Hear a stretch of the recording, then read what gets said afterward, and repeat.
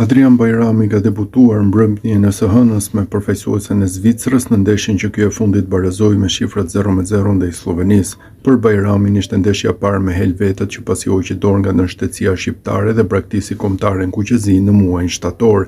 Ai ka bërë një postim për këtë ndeshje të parë në rrjetet sociale ku prej kohësh ka zhdukur çdo pamje dhe kujtim të tij si shqiptar në grumbullimet apo stërvitjet me kombëtare në vite apo edhe momentin kur debutoi me të në miqësore.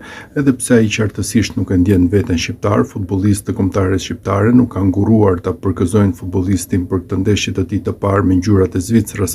Lojtarë si Seferi, Sherri, Medon Berisha, Ismaili, Ajeti apo dhe Gjasula dhe Etrit Berisha kanë pëlqyer këtë postim të futbollistit 23 vjeçar me të cilin qartësisht kanë ruajtur lidhje miqësore pavarësisht vendimit të tij të papritur.